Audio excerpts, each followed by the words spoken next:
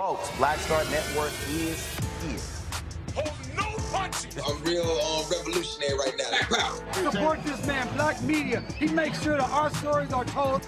Thank you for being the voice of Black America, Roland. Stay black. I love y'all. All momentum we have now, we have to keep this going. The video looks phenomenal. See, this difference between Black Star Network and Black-owned media and something like CNN. You can't be Black-owned media and be scared. It's time to be smart.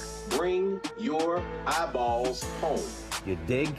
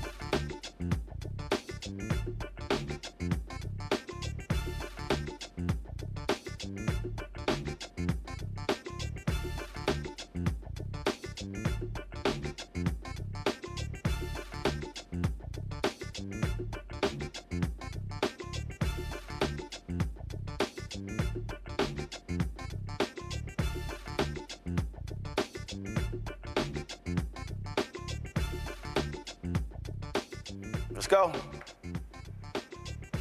Folks, it's Friday, November 8, 2024, coming up on Roland Martin Unfiltered, streaming live on the Black Star Network. Well, you know what? Guess what? Folks thought the Trump presidential win in 2016 was a one-off. Well, Elie Mystal will explain how Tuesday's outcome proved that the country is much more right-wing than folks thought. Now that, of course, the Orange One has returned to the Oval Office, what happens with his criminal election interference case?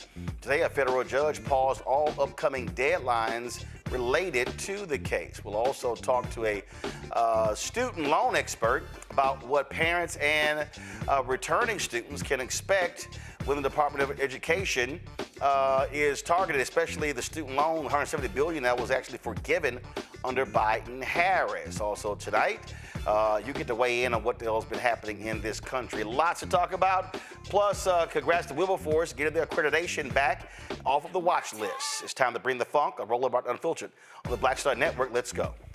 He's got it. Whatever the miss, he's on it. Whatever it is, he's got the scoop, the fact, the find. And when it breaks, he's right on time and it's rolling. Best believe he's knowing. Putting it down from sports to news to politics. With entertainment just for kicks, he's rolling. It's on go, roll, y'all. It's Roland Martin, yeah. Rolling with Roland now.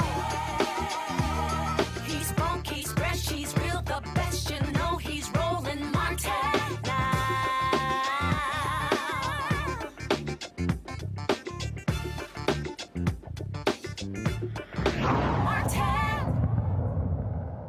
Well, a federal judge presiding over Trump's election interference case has agreed to pause all upcoming deadlines after special counsel Jack Smith requested it.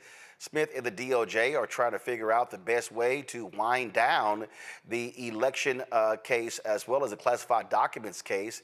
The decision is based on longstanding Department of Justice policy that a sitting president cannot face criminal prosecution while in office. The government will file a status report on otherwise inform the court of the result of its deliberations by December 2nd.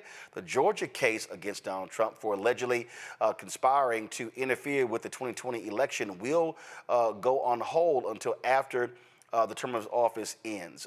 Let's do this here. First of all, also on Tuesday, Judge Juan Merchan will decide whether to grant Trump's pre-election request to throw out his conviction on 34 felony counts in New York. If Merchan sides with Trump, it would almost wipe clean his slate of criminal cases. If he upholds the conviction, he will proceed to sentencing later this month. However, that will likely spark more delay attempts from Trump and open up an unprecedented new front for America's criminal justice system. Go to my panel. Michael Imhotep hosts African History Network show out of Detroit, Caleb Bethea, communication strategist out of D.C., Matt Manning, civil rights attorney out of Corpus Christi. So, and you know what? And we're going to talk about Elie Mystal and some other stuff, but he's a justice correspondent with The Nation. So let's just go ahead and bring him in on this too. Matt, this is real simple. This punk got away with it. He got away with it. This was slow. Attorney General Merrick Garland should be ashamed of himself because his delays allowed this to happen, allowed them to run the clock out. This man, and frankly, I hope the judge in New York doesn't throw the charges out. I hope he proceeds with sentencing because one, he hasn't been sworn in yet. He right now, I don't give a damn he's president-elect, he has not been sworn in. And so that needs to happen. And what it will say is, yeah, you could go ahead and break the law. What it will say is Donald Trump is absolutely above the law. Exactly. I mean, we already know that the justice system does not treat your average citizen the same way it treats wealthy citizens, let alone people who are of lower socioeconomic status. That's just the truth of the justice system. But not allowing a sentencing to go forward in this circumstance could not be a clearer message that there is another half who lives differently than you do, meaning you can get convicted of a felony, not only a felony. I was talking about this at the barbershop today. This is a fraud, right? So it's a crime of moral turpitude, which is a crime involving dishonesty, deceit, lying, that kind of thing. Those are the kinds of crimes, even on the misdemeanor level, that tend to stick with people more than other crimes, even more so sometimes than violent crimes, because there is a legal finding that you were dishonest or deceitful or what have you. So to not sentence him in this case because he's the president-elect, when one, there's sufficient time to do so, two, he was convicted of 34 counts, and three, it's a crime of moral turpitude, would send a very clear message that he is above the law. And the problem with the rule of law is we know that gets thrown around as a term when it relates to generally when white and conservative people want to be applying that on anybody else that they don't think is a part of their ilk. But this is the circumstance where Mershon needs to do the right thing and sentence him. The federal cases in terms of the custom and not going forward on a case with a sitting president, that may be the DOJ's, practice. And I do think that some of those delays have clearly, contributed to this circumstance. But as it relates to that case where he's already been found guilty of 34 felony counts, I don't think there's really a defensible reason for not sentencing him. I understand that there will be some difficulties with actually upholding that sentence. I mean, there's not a likelihood he's sending him to jail. But the reality is it sends the message that he's above the law. And we already know that that's what we're seeing him say, right. Frankly. The legal system only works if it applies to you. It doesn't work if it applies to me. But this would be proof positive of that from a sitting judge. And I don't think he should go that route. I think you should sentence him. Here's the other deal, Michael. Why is Georgia delaying their case? That happened before. Yeah. That's a state case. That is not federal. And let's be real honest. The Department of Justice, they are basing this on a memo. A memo that was written in the Nixon administration to apply to that who was likely going to be a convicted felon Nixon. And so I don't understand. See, I don't get the weakness here. They do not have, it is not, everybody listening, let me be very clear. It is not in the United States Constitution that a president cannot be criminally charged. It's not in the Constitution. It's not a House rule. It's not a Senate rule. This is literally a memo written by the Nixon Department of Justice. And I don't know what Georgia is doing. Georgia should proceed because that is a state case. Yeah, I think Georgia should proceed. And this memo is not in U.S. criminal code either. So I think this memo should have been revoked, especially when you have somebody as corrupt as Donald Trump. I think he should be sentenced in the New York case because, ironically, the New York case that Alvin Branch prosecuted, that was tied to the 2016 election and covering up the payoff to Stormy Daniels and falsifying business records, right, to cover up the payoff so that she wouldn't speak and interfere with the 2016 election. So, yeah, I think they should go ahead with the sentencing. I don't know what the penalty would be, but I think they should go ahead with the sentencing and show still you're still not above the law. Okay, not 100%. So we'll see what happens here. But yeah, he's getting away with a lot of this. But the other thing is, Roland, he will probably pardon the January 6th insurrectionists also.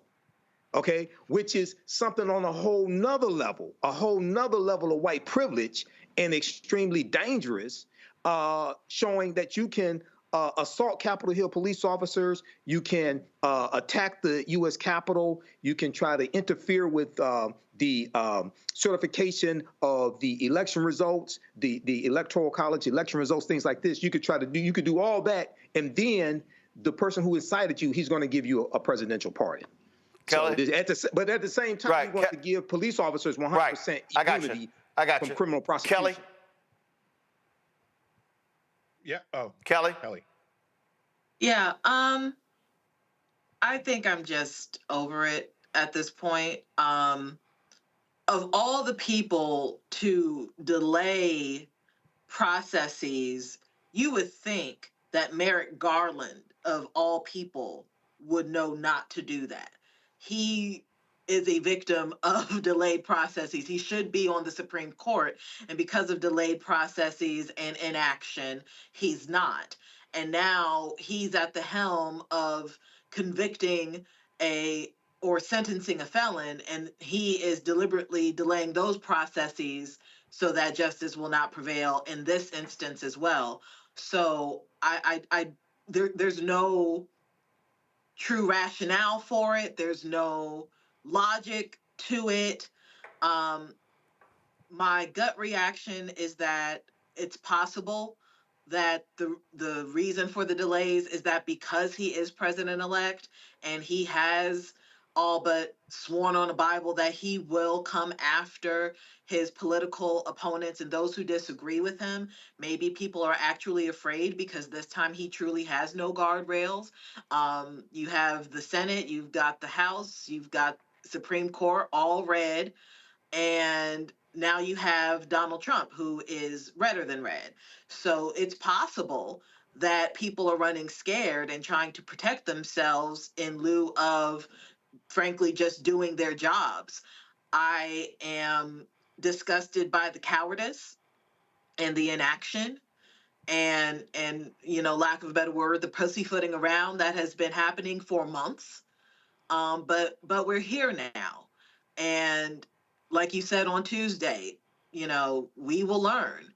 We tried to tell you. Elie, I was one of the people who publicly said that President-elect Joe Biden should have picked former Alabama Senator Doug Jones to be his Attorney General. I thought he was going to be a hell of a lot more aggressive. Merrick Garland will go down as one of the worst attorney generals because of his abject failure to hold Donald Trump accountable. Yes. Merrick Garland is the worst pick in 2 successive Democratic administrations, and that's got to be a record of some sort, right? Because he was the worst person that Obama could have picked to replace Antonin Scalia in 2016, and he was the worst person Joe Biden could have picked to be the Attorney General, and Joe Biden stuck with him even after it became apparent that Merrick Garland was not up to the job, was not up to the task, was not up to the moment. And Merrick Garland is one of the true villains of this cycle. Merrick Garland is one of the true bad guys that brought us Trump to Electric Boogaloo, right? Like that's just reality. But in response to some of the things I was hearing while I was in the waiting room, the question of whether or not Trump is above the law, he is. Trump is above the law. He shouldn't be. I disagree. I agree with everything said. It's not in the Constitution. It's not how this country is supposed to run. But it is how it runs. He is above the law. He won. He got away with it. And at some point, I almost need people to see it, right? I almost need them to understand what this country is, understand the depravity of this country, understand the privilege white people enjoy? Because I think as I, pour through the election results like all of y'all, I think one of the kind of macro lessons that I'm getting is that people really don't get it. People really don't get people don't get what they've done. People don't get what's about to happen. People are in denial. People are in kind of Pollyanna land. Nah, bro. The president, Trump, is above nobody else, but Trump can do whatever he wants, and he will do whatever he wants. And there ain't no law coming to save us. There ain't no attorney general. There ain't no guardrails coming to constrain him. The only thing that stops him is organized, desperate resistance. And I don't mean wearing a pink pussy hat, right? The time for that is over. I don't mean hashtag not my president. I don't mean that crap. I mean the kind of resistance that our ancestors put down. That's what it's going to take to get this country back. And it ain't going to happen in 4 years. It ain't going to happen in 8 years. You're talking about, and I've been talking to my family about this, you're talking about planting seeds in a garden that we will not live to see bear fruit, all right? We're talking about needing a plan to take this country back in 2050, in 2060, because we are entering a time of consequences. And so, yeah, sentence him, don't sentence him. If it makes people feel better to put that marker down that at least he was sentenced, fine. I don't have a problem with that, obviously. But the reality is these people are punks. The people who were supposed to hold Trump accountable are punks. They're afraid of him. They're afraid of his movement. They're afraid of his people. And so there are no guardrails. There are no restraints. There are no restrictions on what this man can do. He is an emperor in all but name. Oh, absolutely. And it is just unbelievable to watch these people cower and be cowards. To be flat out just cowards. Yeah. And he's going to stay, and he's just sitting there laughing. And his supporters, they literally don't care. They can talk all day about law and order. They don't give a damn about law and order when it applies to them. Only everybody else. Oh, follow the law. You must come in this country fairly. But hey, if you steal stolen documents, you're good. If you sit here and lie about your properties and the value, guess what? You're good. You can run a fake foundation. You're good. A fake university. It's all good. And then the Supreme Court goes, guess what? You've got immunity, so you can do whatever the hell you want as long as you cloak it in presidential action. You guys were talking about how he's going to pardon the January 6th domestic terrorists, and that is true. And I just need people listening to understand what that means, because that's how people like us get killed, straight up. Yep. Because by pardoning these people, what he is telling his own violent supporters, and if I want to be kind, I'll say that not all of his supporters are gun-toting violent idiots, but enough of them are. And what he's telling the most violent strand of his supporters is to go out and do violence, and you will be forgiven. Go out and do violence against the people that I have told you to hate, and you will be forgiven. We already know they think that. We already know that when there's a mass shooter at a Hispanic nightclub or a black church, when the cops come, the mass shooter expects to be embraced by the police. We have documentary evidence of mass shooters expecting the police are on their side. And that was before this election. What are they gonna think now?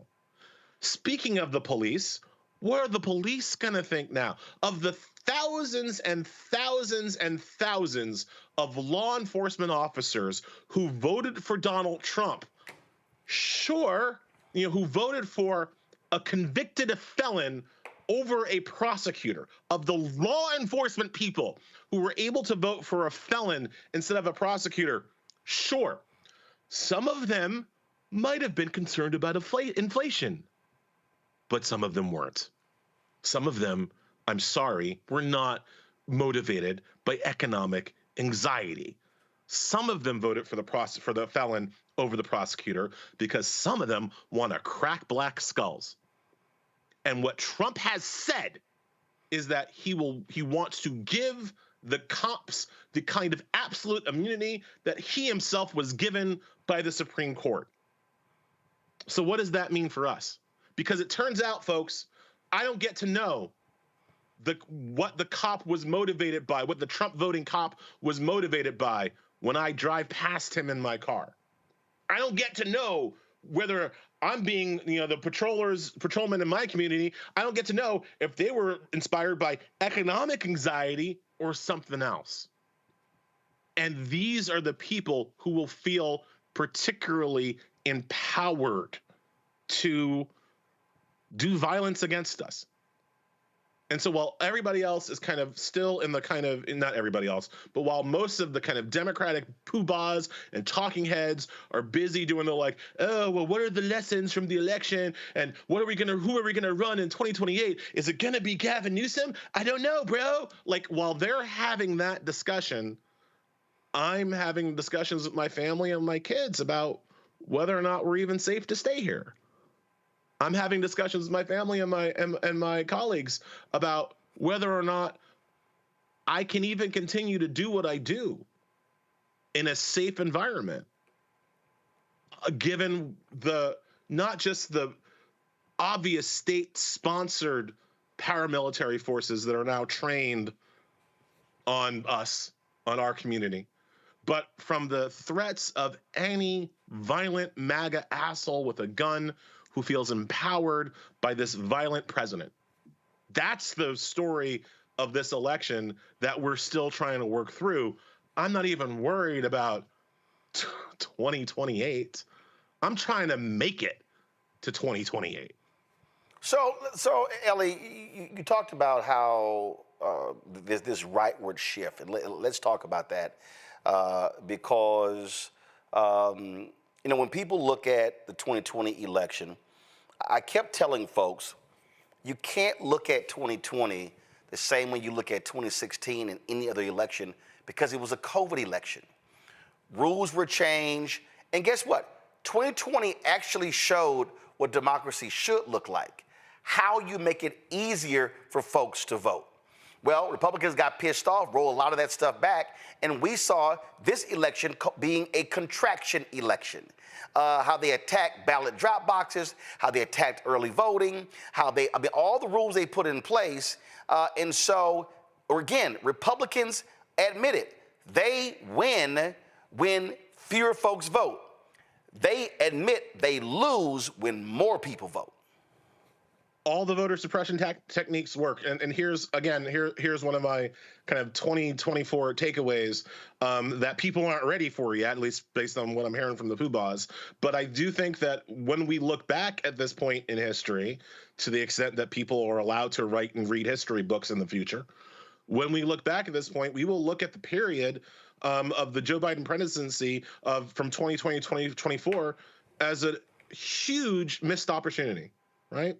That when given power, albeit briefly, when Biden had control of the White House, the Senate, and the House, for that brief moment, even having to deal with the traitors that are Joe Manchin and Kristen Sinema, what we will understand is that Joe Biden and the Democrats, and again, I blame Manchin and Sinema as much as I blame anybody, simply failed to do the things necessary to protect democracy from the kind of authoritarian takeover that we are now going to have to live through, right? And yes, that to me starts with Merrick Garland, starts with law enforcement and Merrick Garland's inability and unwillingness to hold Trump. And we're just, I hate to get distracted, but we're so focused on Merrick Garland's failure to hold Trump accountable. Let's not forget, there are a whole bunch of January 6th supporting politicians and Congress people that Merrick Garland also let off the hook, right? Marjorie Taylor Greene also won re-election on Tuesday, and she shouldn't have been allowed to run either.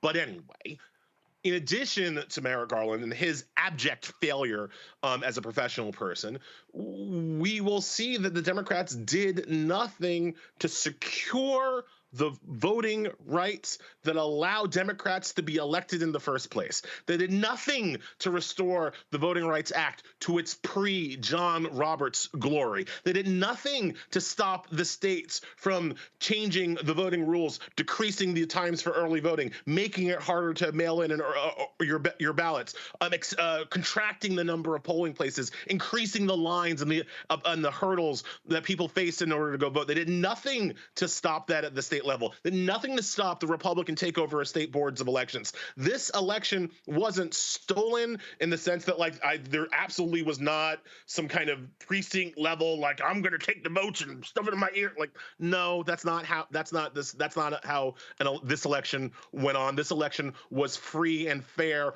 based on the rules. The rules themselves were broken, and the Republicans broke them, and Democrats did nothing to fix them. And that is also why they lost. I don't blame Kamala Harris for not being able to inspire an extra 20 million people to crawl over broken glass to vote for her. I blame Democrats for allowing Republicans to break the glass and put it in their way, frankly. And that is also the story of our times. It is a Democratic Party that has lost basic self-preservation instincts. Remember, we were sitting here in 2020 after, in the transition period. What were we talking about to deal with the Senate, right? We weren't talking about like, oh, how are we going to get Manchin to go? We didn't even know Kristen Sinema was going to go full, Karen. But we weren't talking about Joe Manchin. We were talking about adding Puerto Rico as a state. We were talking about adding DC as a state. Where the hell did those bills go? Notice how that, you don't think that would have helped to have 10 extra electoral votes and 4 extra senators just now? Yeah, you don't think that might have helped somebody? But no, Democrats didn't do that. No, we didn't have the time to do that. No, we didn't have the focus to do that. And so we are where we are. Like, Roland, you know this because you've seen me offline. I got people asking me in the past week, what are we going to do about the courts, Elie? What are we going to do about the justice system, Elie? And my response, and it's not a flip response, but it is an angry response. My response is, well, what you could do is go back 4 years and listen to me then. Because 4 years ago was our chance to stop this. 3 years ago was our chance to stop this. Now it is what it is. Questions for Elie from our panel. Kelly, you first. I'm trying not to cry, frankly, because I've been following Elie for years. And we've met, and he knows how much I just deeply love his rhetoric and his writings. I just feel broken.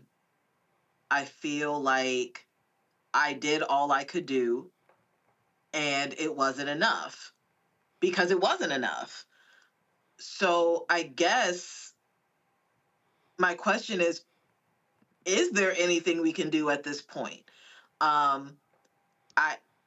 My initial reaction is no, but outside of ranting and raving on social media, which might be the last safe space that we can do such a thing, what else is there left to do? Well, it depends upon where on social media we actually do part. Which is one, before I go to Elie, which is one of the reasons why I really hope black folks move over to fan base. I hope Isaac Hayes develop a Twitter style or thread style functionality to the app as well, because Elon Musk has turned Twitter X into a right-wing cesspool, and that's all it is going to remain. And so that's what needs to happen. But Elie, go ahead. Yeah, so I'm going to wrap those two responses into one, right? Because one of I think Musk is actually a big part of this, right? It's Elon Musk, it's Peter Thiel, and it's David Sachs. And what do those men have in common? They're all white South Africans, right? And I don't mean white South Africans in like, oh, post-apartheid, playing rugby with Matt Damon white South Africans. I mean white South Africans whose financial base comes from their participation in apartheid. That ain't an accident. And I think that when we look at the future and we look at how these three white South African men have incredible access to power, have incredible access to the structures of our government, we have to remember that apartheid, that South African apartheid, was not merely a moral failing of white folks. I mean, it was obviously a moral failing of white folks, but it wasn't merely a moral failing. It was a structure.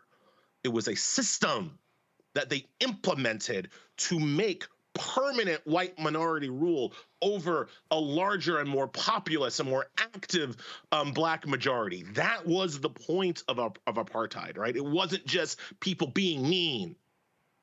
And that is the kind of structure they're going to try to put on us here. That is the yoke that they have fashioned for us here. And so, to Kelly's question, like, is there enough, right? Is there enough to be done? There is, but that's what we have to understand what we're fighting against now, right? Because the fight is different now, right? The fight 2 weeks ago was where I want better democratic self-government and a justice system that works for everybody. No, we're not there. That's that. We lost that fight, right? Now comes the fight to maintain our humanity and dignity in the face of oppression. That is the only fight now.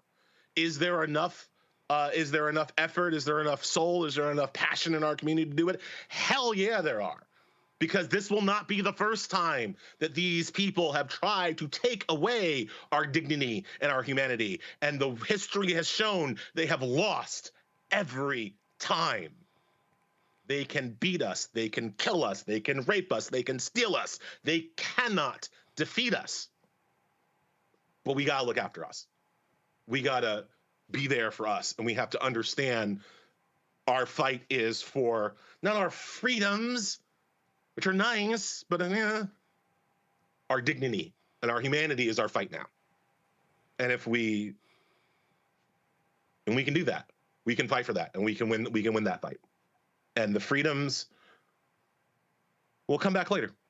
Well, I mean, like I said, we are not building for 2028. We're building for 2050. We're building for 2060. We're building so that our children can start, right? Can join the fight where our parents join the fight. We gotta. That's the goal now, I think. Matt?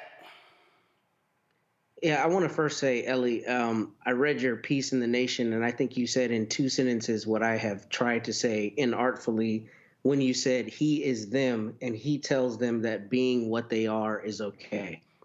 I thought that was profound because that's precisely what has been behind what I've seen with not only a lot of the rhetoric, but a lot of the support, because he's emboldened people who would otherwise not have the confidence to say some of the hateful things that they believe. He's put that on the front stage. So I first want to commend you because you said it beautifully.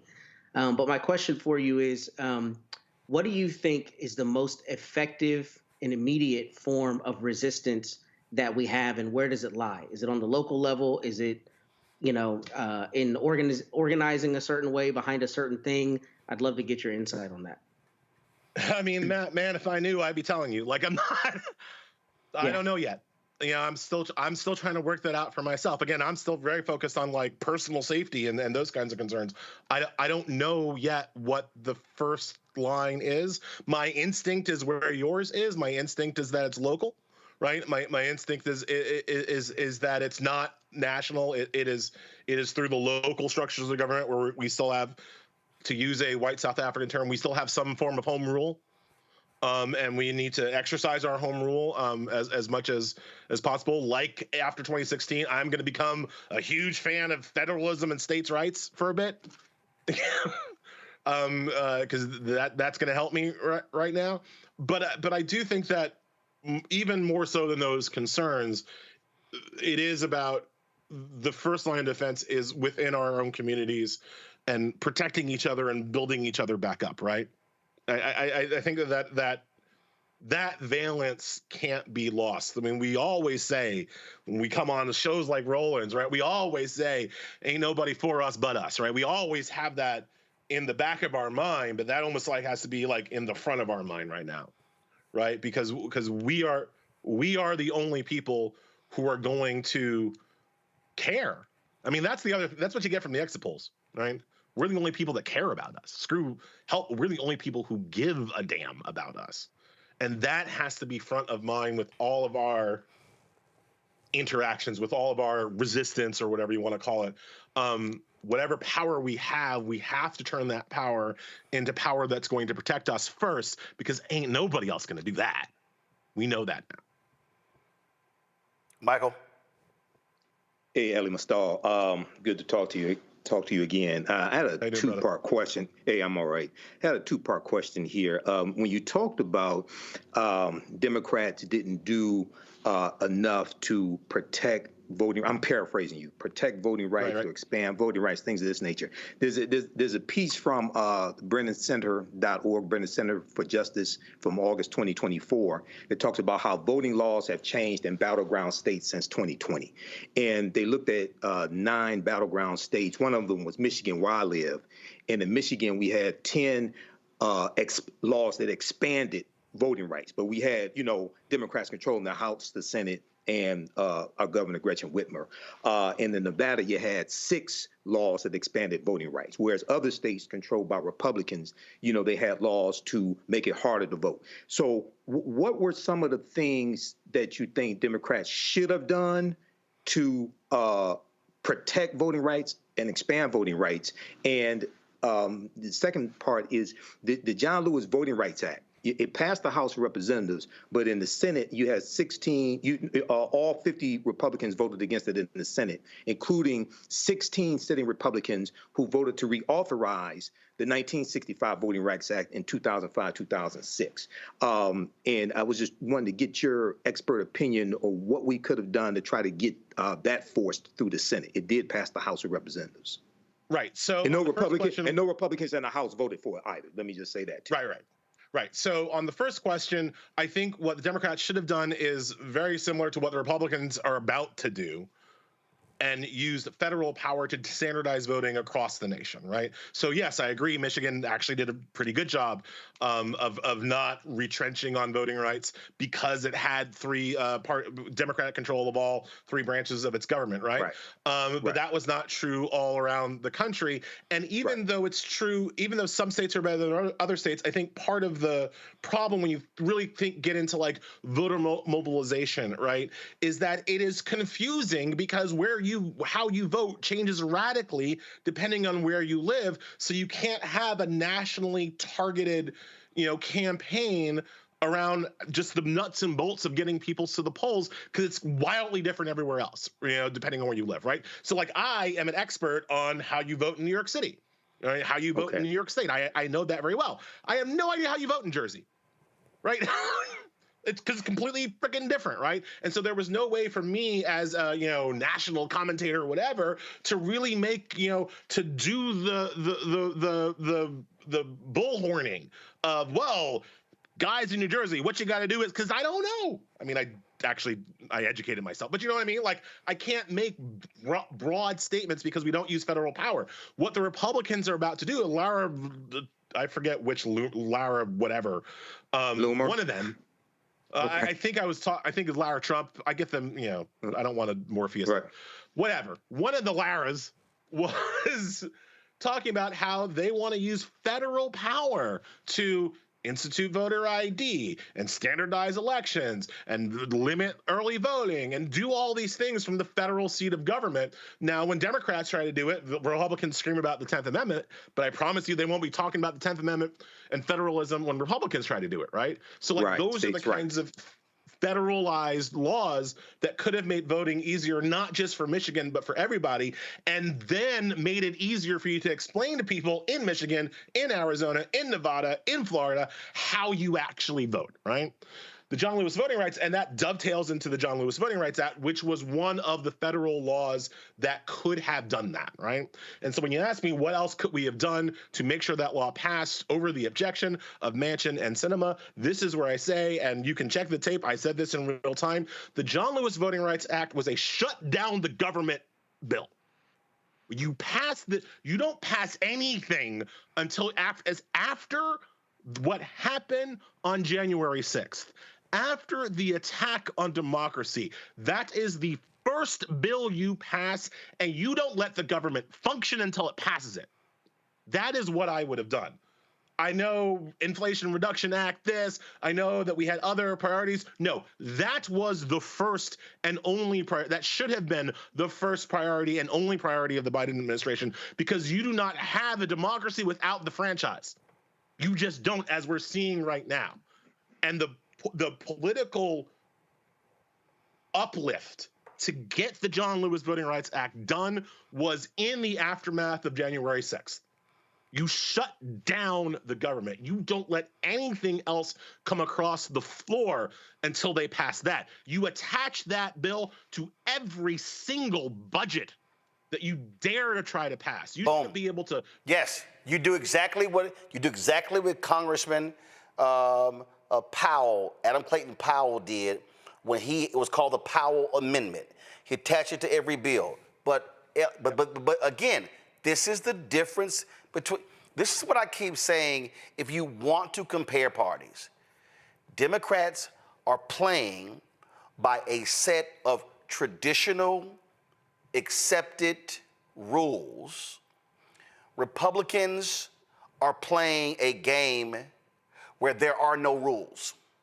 Right, right. And their whole deal is, we don't care.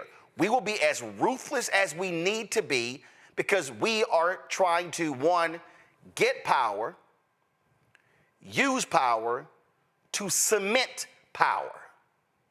So the analogy that Go ahead. The analogy that I've always made, Roland, is that it's like they're playing chess, right? The Democrats are playing chess, and they make a move, and the Democrats say, checkmate, Republicans, checkmate. And Republicans knock over the chess people and shove the chessboard up a Democrat's ass and says, checkmate that. Yep. And Democrats are like, technically you lost, and the Republicans are like, don't care, you have a chessboard up your ass now. Yeah, I mean, and so people need, no, but he's right. I mean, look, we can sit here and laugh about it, but he's right. I mean, and that is when you get power, you exercise power. You use power. Yep. I mean, it's just simple as that. I mean, I don't care. Listen, folks, I've covered City Hall, county government, state, federal. I've talked to officials at every single level. This ain't even it. Even we're talking in organizations. When you have power, you use power. They're playing nice. This is not a moment where you play nice. No, This is a moment where you have to understand that the actions today have generational impact. And so when Elie says you go to the mat, yes, you go to the mat. And you have to understand. One of the reasons why Trump is popular, like people forget this, like it's one of the reasons why they like him, because Trump is not an effective leader, right? He's not an effective executive. He has no ability to bend the legislature to his will, but he uses power maximally. And people see it. People see him doing essentially everything he can, fair or unfair, to get what he wants through, right? Doesn't have to be legal, doesn't have to be traditional, doesn't have to be normal. He does it anyway. He's not effective. They're not good plans, but people see him, and people are going to see it again, right? Because after going through 4 years of Merrick Garland and what he could do and what he couldn't do, and oh my God, and maybe we should write a letter and all that. Watch what happens when Stephen Miller is in charge of the Justice Department. Watch what happens when Mike Davis is in charge of the Justice Department. Watch what happens when Trey Gowdy is in charge of the Justice Department. I promise you, they won't be sending mean letters. No. Right? No. And you can get, and let's be real clear, the Civil Rights Division will be gutted. You will have no patterns and practices investigations of police departments. Roland, I hope it's gutted. I hope it's good. The best case scenario, The best case scenario is that it's gutted. The worst case scenario, the scenario that is outlined in Project 2025, is that it is weaponized against black people.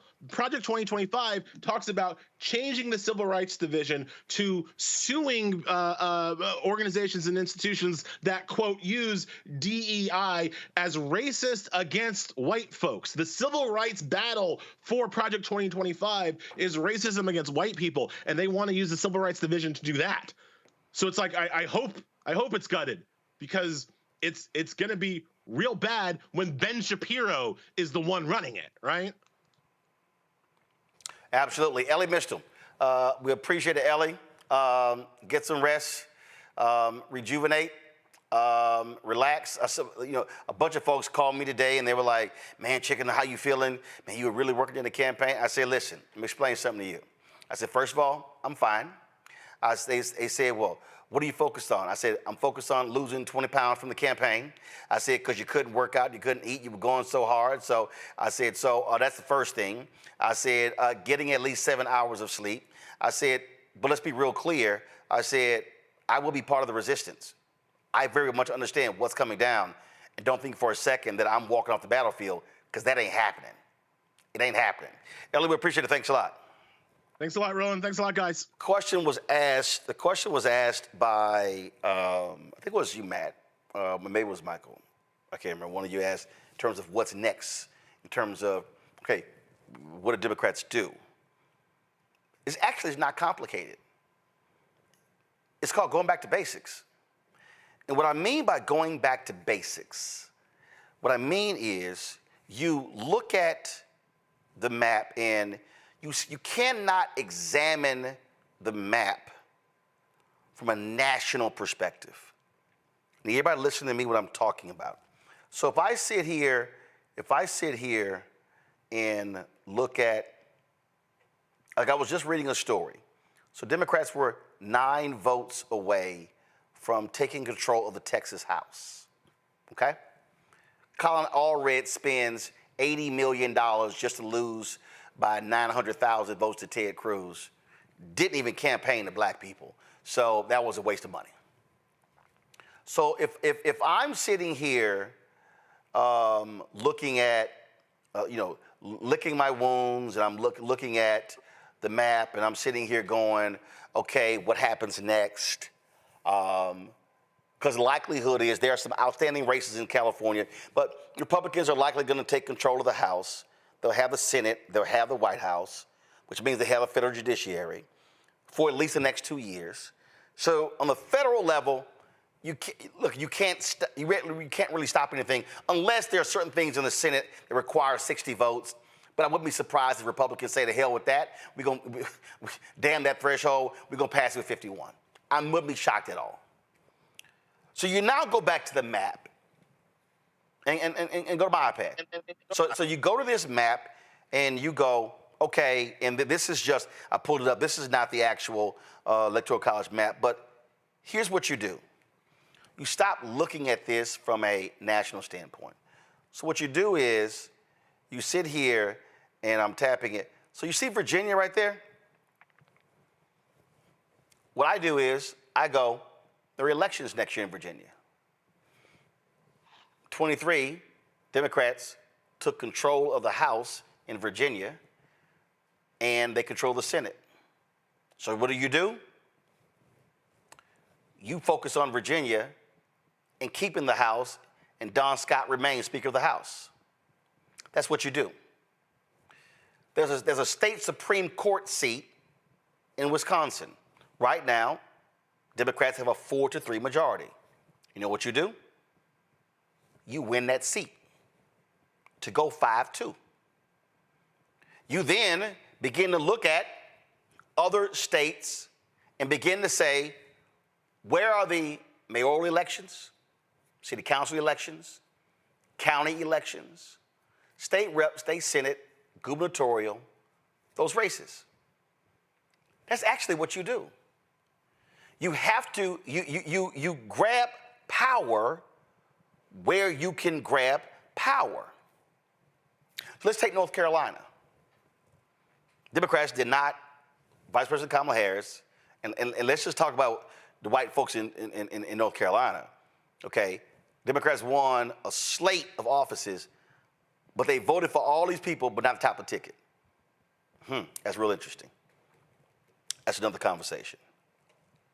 So you now go, okay, in North Carolina, on Tuesday, Democrats did not take control of the House or the Senate, but they did win enough races to reduce the Republicans, so now they no longer have a supermajority. So now the Republicans can't overrule the governor with a veto-proof majority. That's what you do. You now begin to look at the map and begin to study the map and say, where do we go to get wins? Because when the question was asked by Michael about voting, y'all, voting in America really still is a state issue, a county issue. So now you begin to understand what we go after. And that's really how folk have to be thinking. You can't be fixated on 2028, Matt, if you skip 25, 26, 27. You got to focus on 25 to then focus on the midterms in 26, and then focus on the local races in 27, and then focus on those local, state, and the national races in 2028. That's actually the path forward. Matt? Yeah, I'm sorry, Roland. I can't see you, so I apologize if I missed that cue. But me neither. I think, in any event, I think that we need to focus more on systems. That's one of the things I think you've spoken to before, and you spoke to right then, is we need to look at every aspect of it. Not only where do you get wins, but what parts of the system need to be leveraged to be successful. And like we've talked about, here in the local county that I live in, when I moved here 13 years ago, it was blue. It went almost all red this time. It's now, it used to be purple. Now it's straight up red. All these people lost. And I tell you that to say that's because the Republicans had a concerted approach to attack every single part of the system, every single element and layer of local government. They threw a bunch of money in and they just attacked every single thing. And I think sometimes what we do as Democrats is we too often focus on the outcome and trying to play the game the right way to get to the outcome, where Republicans have historically, or at least in the last several decades, focused on the systems, every part of the system. How do you change the rules? How do you get the actual, position? How do you change this from an individual to a board, and then you stack that board with gubernatorial appointment? I mean, every aspect of it. So when we have a more systemic approach, I think it will yield the results, along with the strategy of not only where do you get votes, but I think we also have to have a serious conversation about the abolishment of the Electoral College. I mean, it's crazy. I know that this time Mr. Trump did not lose the popular vote, but it's still crazy that you can have an outcome where you have a popular vote that's lost and somebody still wins because of the Electoral College. We can talk about that, in terms of a system, but in this day and age, I don't know that it serves the same purpose that it should, because we essentially live in a globalized country. It's a series of states, but having each of these little rules that applied as it relates to electors and who gets to vote and all of that, I mean, it makes it a more cumbersome process than I think it should be. And I think we need to have a serious conversation about that from a system. Well, I get that, but here's why for me, I can't waste any breath on Electoral College, because that requires a constitutional amendment. And, exactly. And that means I got to get it passed in the House, passed in the Senate, but what, 2/3? President signs it, and then it has to get approved by 3/4 of all states. And let's be real Let's be real clear, okay? Not gonna happen. Again, people talk about it. Let me go back to this map here. So let me go ahead and change. So Trump won Arizona, Trump won Nevada, Trump won Idaho. So let me change that. Colorado, New Mexico, Minnesota. Okay, he wins Wisconsin, Michigan, Illinois. Gotcha. He wins Pennsylvania. So right here, here's why Electoral College ain't gonna get changed, because Idaho, Idaho 4, Montana 4, North Dakota 3, South Dakota 3, Nebraska 5, but 4 red, 1, Kansas 6, Iowa 6. Then you got Wyoming, again Utah 6, Nevada 6. Go ahead, Arkansas 6, Mississippi 6, Alabama 9, West Virginia 4, Kentucky 8. Anybody under 10 electoral college votes, ain't none of them voting for that. Because remember, Republicans win control because of land. And if you actually go back, North Dakota and South Dakota, they were split specifically to cement power. There's no reason why North Dakota and South Dakota are 2 separate states. Those are little bitty ass states, okay? But the folks who live there, they have electoral power because they are locked in. And so ain't none of them states. I can tell you right now, Nevada, Utah 2, Idaho 3, Montana 4, Wyoming 5, North Dakota 6, South Dakota 7, Nebraska 8, Kansas 9, Iowa 10, Arkansas 11, Mississippi 12, Alabama 13, Kentucky 14, West Virginia 15. That's 15 of the 50 states. Ain't none of them voting because they're going to say, oh, well, no one will ever even pay attention. But here's the crazy thing. No one pays attention to those states right now anyway because the election now is now only a 7-state thing. It's pretty much, oh, I can't win Texas. I can't win this. I can't win that. I'm just going to go ahead and ignore it. And so that's what's going on there. But I'm going to go back to this point, Kelly, why again, people are despondent, they're angry, they're frustrated, they're upset. But the reality is you go back to basics because power is still power.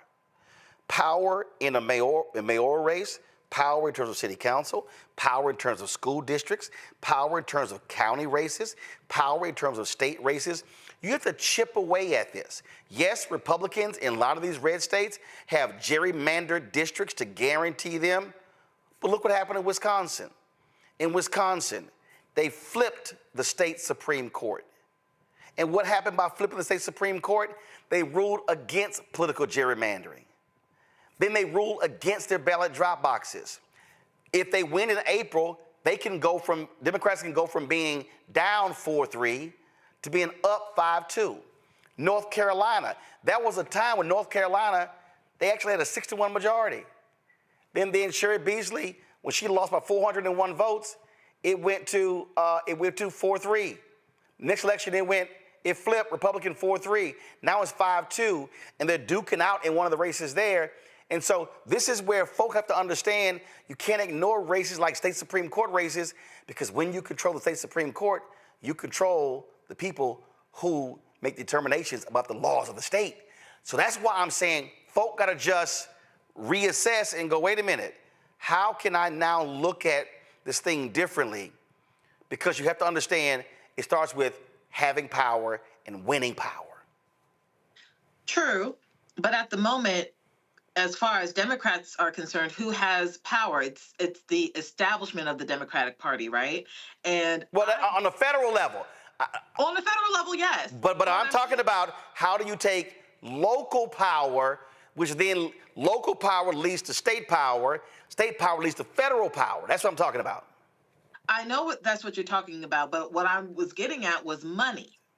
Right? Because I've been on the ground in North Carolina on campaign trails. I've been on the ground in Maryland when it comes to campaign trails. And the common denominator when it came to even local elections winning was getting money from Dems, right? Getting money from the establishment of Dems. And if they don't understand what you are talking about in this segment, that power needs to be executed and not hoarded, and that we shouldn't be taking our tears for granted, and that we shouldn't be taking for granted an entire voting base just because, it is innate that we will not go to the GOP.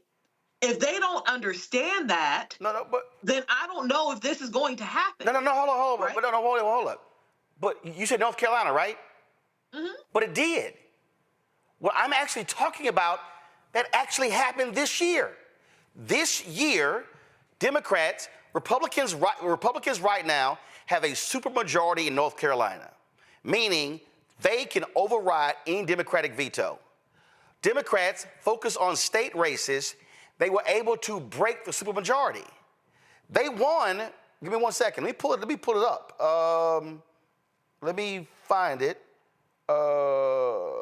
Timeline. Give me content. Let me pull the data up.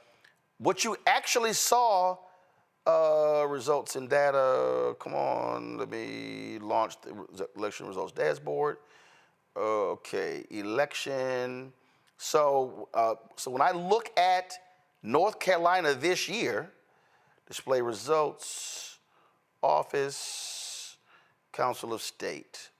So when I look at, go to my iPad.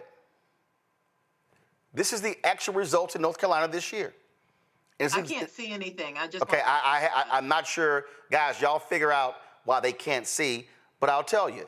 In the governor's race, Josh Stein, the Democrat, won governor. Lieutenant governor's race, remember, you have a Democratic governor right now, Roy Cooper, and a Republican lieutenant governor, Mark Robinson. Well, with the election, there's now a Democrat lieutenant governor. The attorney general in North Carolina is Jeff Jackson, Democrat. Mm-hmm. The state auditor is Democrat. Mm-hmm. Agriculture commissioner, the Republican won. Commissioner of insurance, Republican won. The Commissioner of Labor, Republican won. Secretary of State, Democrat won. Superintendent of Public Education, Democrat won. And the Treasurer, Republican won.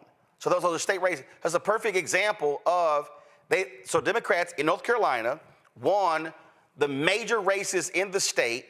They clawed back some races on the state representative level. And so now Republicans don't have a total lock on the state. So what I get that. So I'm saying, so what I described, that's what they did in North Carolina. I'm not disputing what they did in North Carolina, but North Carolina was able to do that because of money. North Carolina was already considered a battleground state that the established Democratic Party saw as worth investing in. You have an entire Bible Belt that the Democratic Party establishment just kind of writes off as a red state and does not actively invest in the Dems on the ground trying to flip it blue. Georgia was the first time in years where that happened. That's how it flipped blue in 2020. And they're not doing that for Mississippi. They're not doing that for Louisiana. They're not doing that for Tennessee and Arkansas. They're not doing it for the Bible Belt. That's my point. But Georgia flipped because they didn't wait on national. That's exactly what I'm talking about. They didn't wait on. They also had an infrastructure strong enough to do that as well. No. It's kind of a chicken and egg situation. No. They created the infrastructure. It's exactly what I'm talking about. What they did in Georgia, in 2012, after the election, I'm at CNN. Congressman Chris Van Hollen of Maryland, who was over the DCCC, is waiting to go on. And I say to him, man, when are you guys going to invest in building an infrastructure in Georgia and Texas? I said there are 2.1 million eligible Latinos in Texas unregistered. There are more black eligible voters in Texas than any state in the country. He goes by Texas and Georgia, they're red. I said, they're red because you're not organized. He blew it off. So what do the Georgia people do? They stopped waiting on national campaigns. They said, we're going to create an infrastructure. We're going to go raise the money, and we're going to do it. And what I'm laying out here, Michael, while people are sitting here, you see Gary Chambers with his videos as well. Folks are sitting here like, oh my God, what do we do? And what I'm saying is, how you win is by going back to basics, which is local. You focus on winning local power. You build your infrastructure, and when you go from winning local to state, you go state to national. You begin to take back. The reason Texas is where it is, Matt said it. In 2020, the Republicans started investing heavily in counties along the border. That's why the map flipped. Democrats just assumed we got it.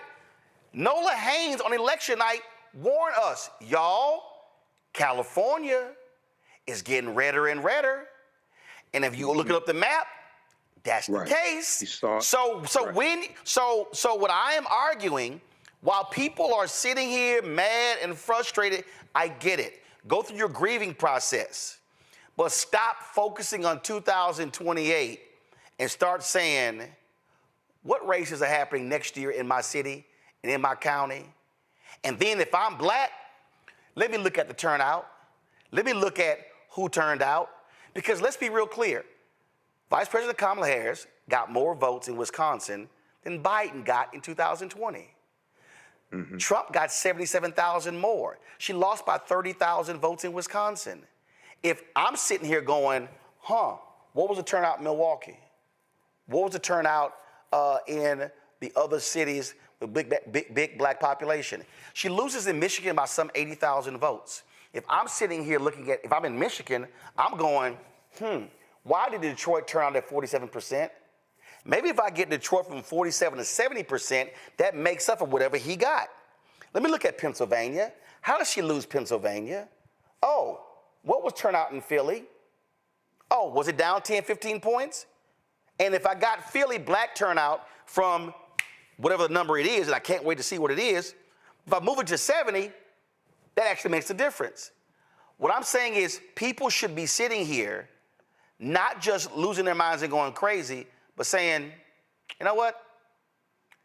Let me focus on the next race and then elect my guy, and then elect my woman, elect my person, and stop trying to focus on, oh my God, what's going to happen over the next 4 years?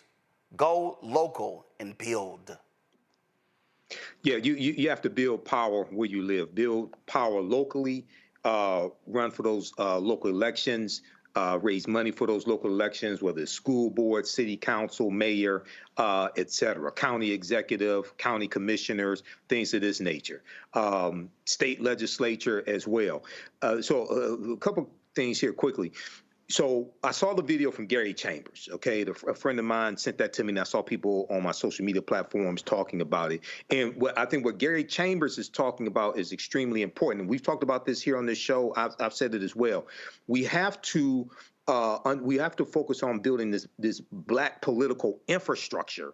And I'm neither Democrat nor Republican, but also understand how to use Democrats as a tool to accomplish what it is that we want. So what Gary Chambers was saying, 55% of African Americans live in southern states, Mississippi, Alabama, Louisiana, things like that. And he was saying, instead of, and I'm paraphrasing, instead of spending more money to chase white women and white people in the blue wall states, Michigan, Wisconsin, Pennsylvania, things like that, invest that money in Mississippi, Louisiana, Alabama, et cetera, where you have a higher concentration of African Americans. Target African Americans, get them to turn out, get those numbers out, and you can win a lot of those states now that are red. But before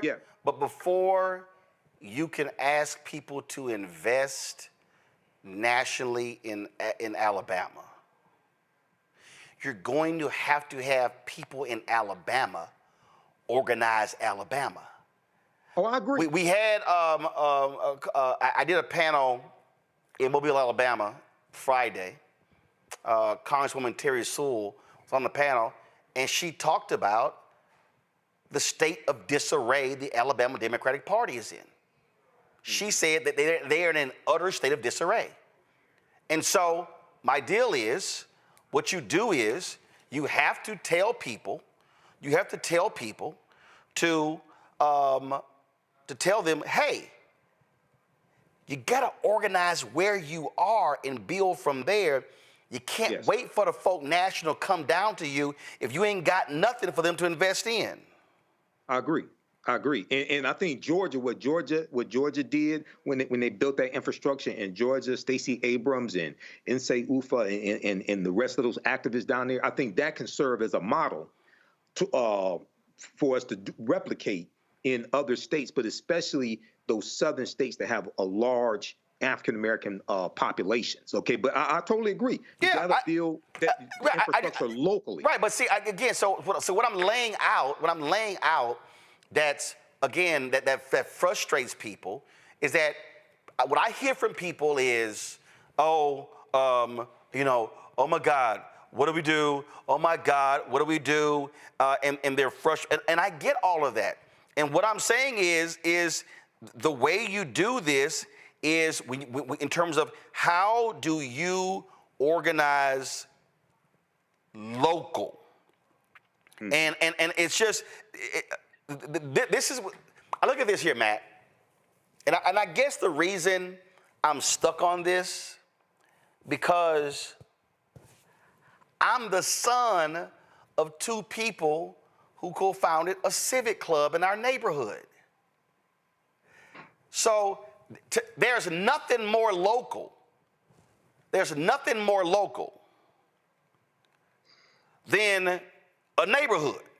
Because I always say nation, state, city, block, street, house. That's literally in terms of how we're built. And I saw how they wanted to transform our neighborhood of Clinton Park. And they transformed the neighborhood by first saying, I need to get with like-minded people. Then like-minded people said, we need to create an organization. And then like-minded people created the organization. It was the Clinton Park Civic Club. They met in houses. They then went, okay, what are we going to work on? Well, first thing we're going to do a trash pickup. We're not going to pick up trash on every street in the neighborhood. We're going to pick up trash on one street in the neighborhood. That's what they did. Then the next month, okay, let's do 2 streets. The next month, let's do 3 streets. Then they went from picking up trash to saying, we got these abandoned houses turned to crack houses, overgrown lots. Who's over that? Who controls that?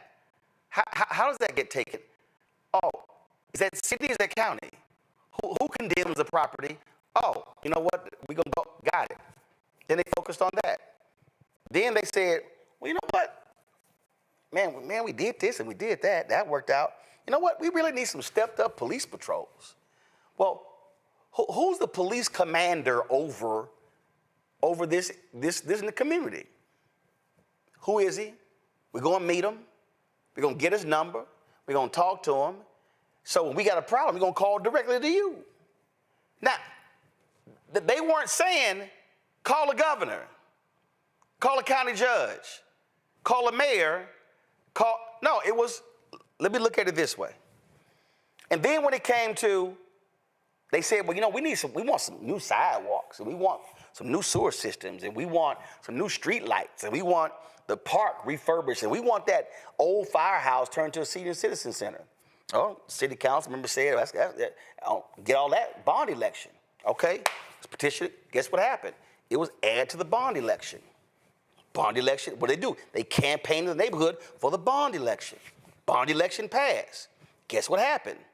New streets, new sidewalks, new sewer system, park got refurbished, senior citizen center got rebuilt. That's how that community changed. Now imagine multiple communities in a city. Now you're talking about your city changes. And so I just want people who are watching and listening to understand what I'm describing. This is literally how politics works as well. And so you can't worry about a presidential is every 4 years. A gubernatorial is every 4 years. U.S. Senate races every 6 years. Congressional is every 2. So people have to be thinking this way as opposed to believing, you know what, there's nothing that I can do to change the direction of the country for another 4 years, when in fact, wherever somebody's listening to me right now, there's likely an election next year if they focus on it. Look, there's 2 things on that I think are so important. The first thing is when you have that galvanized support on the lowest local level, you also have you create the greatest danger for those local politicians, because when their precinct is comprised of 10,000 votes, 15,000 votes, whatever. If you got a few hundred angry people, that could turn the tide easily. Yep. So in terms of accountability, I've been involved in politics locally where I live, and the most uncomfortable time for any politician is when he or she has to go to the local community center and they got to hear the seniors who are mad about their trash not being picked up on time or whatever else, right? Because that's what turns into what imperils them in their seat and their retention of power. So you're 100% right about that. But the second part of that I've seen locally here with our local library board is some of the stuff that's happening at the top of the tickets on the national level. Some of the crazy policies can be defeated on the local level. Yes. Because like I've said, these politicians and the Republican Party, particularly here in Texas, has honed in on things like school boards and the library boards. Yep. All of these social policies that they're attacking, they're going down to the smallest level to try to implement some of those policies. They can be defeated on a one-to-one basis in these small communities when people come up and say, no, you're not going to turn our library board into some, fascist propaganda machine. We're going to vote that person out, or we're going to overrule that or make that a proposition issue. So your point is extremely well taken. I think sometimes the fact that they're a part of these larger political machines that reach all the way up to whoever's in the White House desensitizes us to the fact that on the local level is where we have the most accountability and the most ability to affect change. And the thing here is, so like perfect example. So some dude, Rob Will, he goes, Roland, you're describing a losing strategy. How? What I'm literally describing is how you actually win. Not only that, that's what Stephen K. Bannon said. Right. I mean, that like literally, there's another guy, some guy, Rayford. I never hear you discuss reparations. Okay, Rayford, this is very simple. How are you going to get it? Rayford, I can't tell you. Rayford, you can't even describe it. And I'm just going to give you a very basic primer here. The U.S. Constitution states that any bill regarding monetary begins in the House. The bill begins in the House. Who controls the House? Republicans. Rayford, can you name me one Republican that supports reparations? Take your time. So what are we now about to happen, Rayford? Oh, by the way, the House has to pass it. The Senate has to pass it. The president has to sign it. And then it's going to be challenged in the courts, which means it'll go to the Supreme Court. Right now, Rayford, there's a 6-3 conservative majority on the Supreme Court.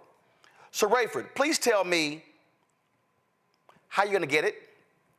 But here's the other deal, Rayford. For some of y'all out here who keep saying, I ain't voting until I get it. Let me help you out here, Rayford. The folks who win are the ones who vote on it. So therefore, if you don't elect enough people in Congress on the House side, on the Senate side, to accept your position, you're never going to get it. And if you don't elect the person in the White House who accepts your position, you're not going to get it. So again, please tell me how you're going to do it. See, that's why some of y'all just throw some stuff out. Yes. And y'all just like, why this ain't happen? I ain't doing this until I see it happen. It's not gonna happen if you don't vote, because the people who get elected are the ones who voted up or down. Yeah. Can I address that, Roland? Yeah. I actually did Go ahead.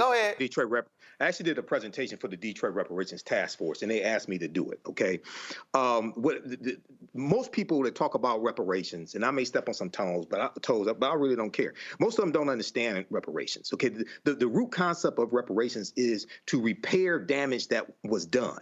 Okay, you first have to analyze the actual damage that was done and the laws and policies put in place that inflicted the harm to understand what you're trying to repair. The structural inequities that exist today, they are the legacy of slavery. Okay, when you deal with the 8-to-1 racial wealth gap, when you deal with the home ownership gap, things of this nature, when you deal with the legacy of African American farmers losing their land, things like this because they were discriminated against from the U.S. Department of Agriculture, et cetera. When you look at the $2.2 billion that went to African American farmers and farmers of color that was in the Inflation Reduction Act to start to address decades of discrimination. That is part of repairing the damage. No Republicans in the House or the Senate voted for the Inflation Reduction Act. Okay, so you have to understand how to attack the structural inequities that exist today, and put laws and policies in place to do that. Just thinking that you're going to get cash payments or get 27 trillion, whatever the hell number you want to put on it, that's not going to happen. Because also, when you study Title VI of the 1964 Civil Rights Act, Section 601, non-discrimination in federally assisted programs, race-based policies are illegal at the federal level. So thinking that you're going to get massive cash payments, trillions of dollars for the descendants of African Americans, that's not going to happen. It's not going to pass the House. It's not going to pass the Senate. You need 60 votes in the Senate. No Republicans support reparations, okay? Then if somehow it does pass and get signed into law, it's going to be overturned by a 6-3 conservative Supreme Court. So people really have to understand the process of how to repair the damage that's been done. But a lot of this stuff out here, and I'm just going to be honest, I don't care who doesn't like it, a lot of people are pimping reparations, and they're preying on black people's emotions out here. Now, you do have a lot of African Americans, I know them, who are very sincere, and that they've been involved in the struggle for decades. But you also have some reparations pimps out here as well. You got to be able to distinguish the two. Kelly, he's very interesting. See, this is why I love when I love these people who assume that, that I don't pay attention to the comments. Oh, but I do. So Peter Groff posted this in our chat. He said, what Roland Martin is describing is exactly what we did in Colorado in the early 2000s, and the state has been blue for the last 24 years. We built a local infrastructure first, then the DNC came in. When I hit 3 churches in Detroit on Sunday, what I said to them was, you literally have power if you use it. I talked about hitting at 70%. When I was in Mobile, Alabama, legal folks fought to create a 2nd district, but it's an opportunity district. It's not a black district, but 45% of the district is black. Shamari Figures wins that seat. He didn't win it by a lot. I think it's about 5,000 votes, but he won it. And so how do you keep winning it? You keep voting and holding the folks accountable. And so then we start talking about, again, local races and building infrastructure. A lot of our people, and I heard this because I was in Milwaukee, I was in Detroit, I was in, again, Mobile, Alabama, was in North Carolina, was in Pennsylvania, was in Texas, was in Ohio, was in Georgia, and people would often come to me and they would be frustrated and they would say, oh, these things are not happening and these are not happening and we can't get investment and we can't do this sort of stuff. And I told them what we did with Win with Black Men. And I had a brother say, well, yeah, but I need you to do the call.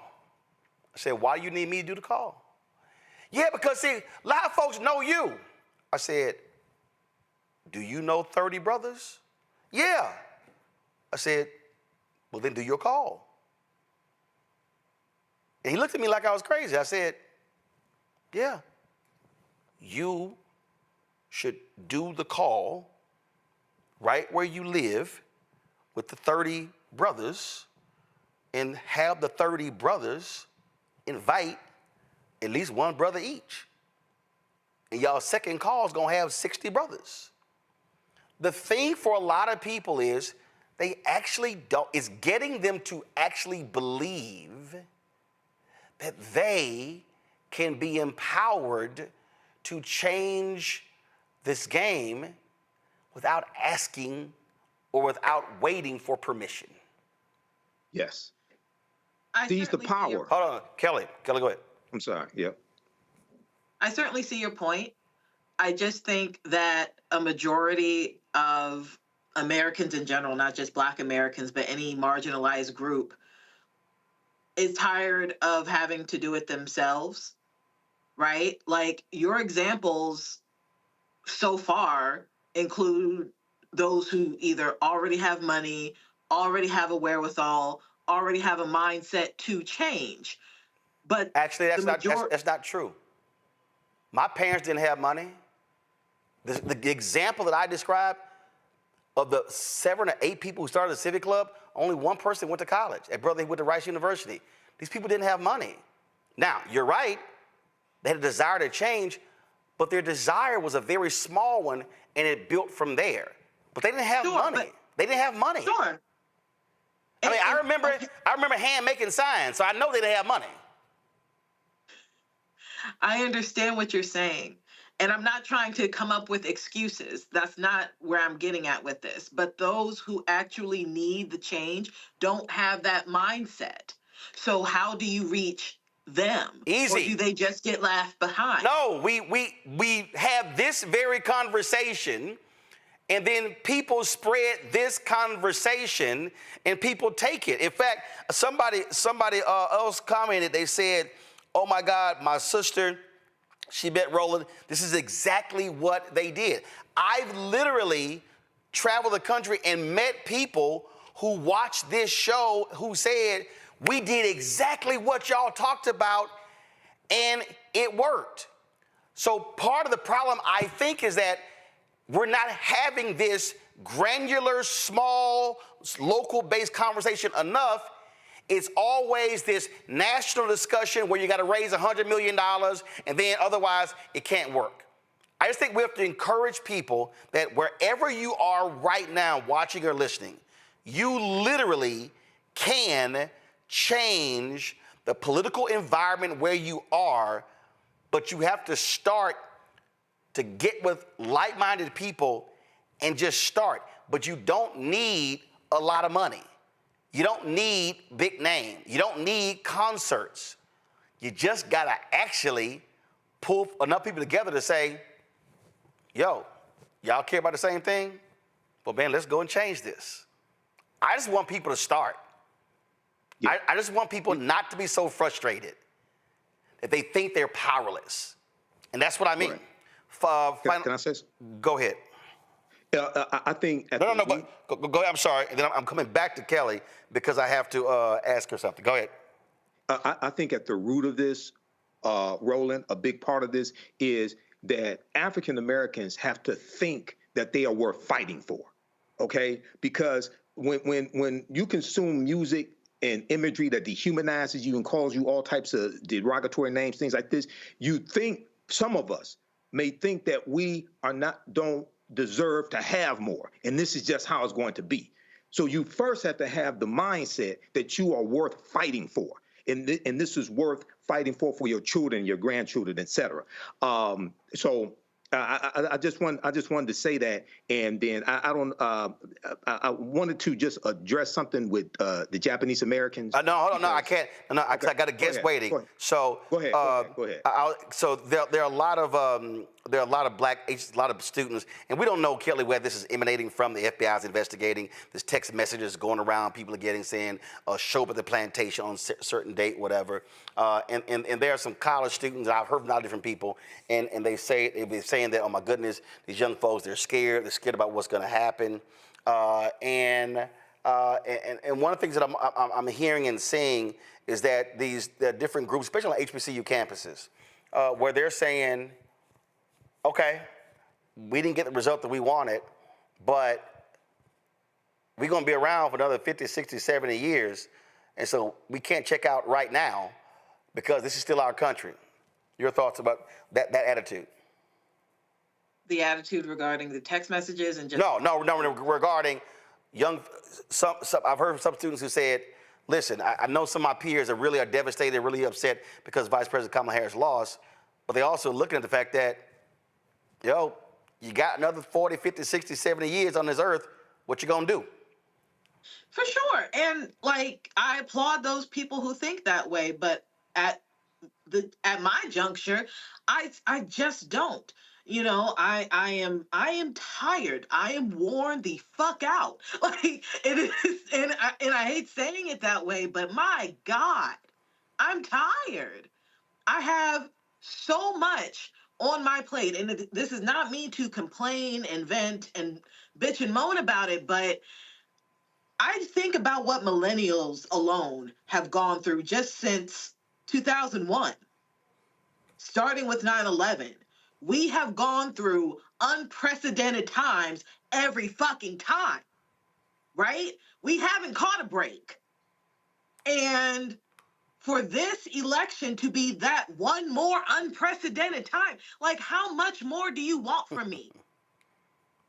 Like, I'm just fucking tired. And I know I'm not the only one who feels that way, because I'm talking to people who are also just fucking tired. So if these young babies want to take up the mantle and fight on because they feel like they got 70 plus years on this earth, I don't know if we got 70 plus years on this earth, frankly. Our water's about to be some shit. Our infrastructure is about to be some shit. Our jobs are about to be gone. It's like, what exactly are you fighting for besides dignity and humanity? That is worth fighting for. I want to be clear. But where are you going to exercise that if everything else is laid to waste? So that's not hyperbole.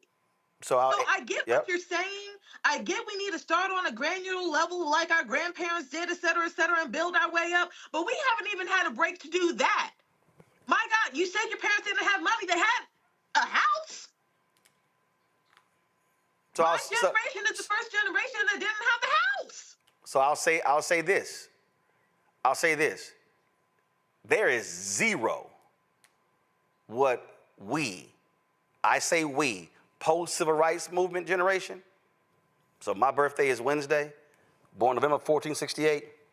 There literally is nothing that we have endured since 68 that can remotely compare to anything before 68. It ain't even close. Not even close. And so what I would say to anybody, I get being tired. I get being frustrated. I get all of that. But the one thing that I am absolutely thankful for is that there were folk before us who were tired of getting their ass kicked, who were tired of dogs, who were tired of going into department stores and couldn't try on clothes, who were tired of having degrees from HBCUs and they couldn't go work in corporate America.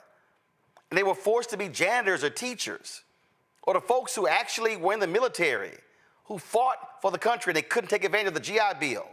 The one thing I am thankful for is they didn't get tired. And when they were tired, they kept going. And so I remember when I was on the board of NABJ and we went after CNN, and I wanted to use a clip of something that Bernard Shaw said. And Bernard Shaw said to me, Roland, it's simply y'all's time. Every generation has had its moment. It's now your turn. And what I will say to every millennial and every Gen Z, it's now your turn. You are going to have to fight for this the same way the folk who position you where you are had to fight for it.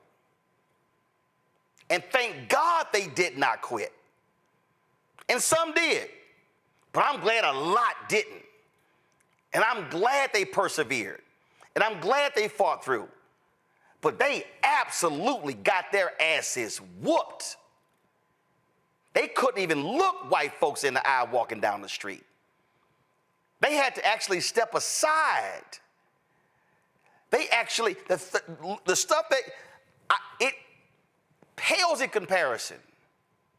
But thank goodness they kept fighting. One of the places where we're guaranteed to have a fight, student loan debt. $170 billion forgiven by Biden-Harris. And don't think for a second that the Trump folks are not going to try to claw that money back. Pull up my next guest, Sonia Lewis, Dr. Sonia Lewis from Philadelphia. Sonia, there are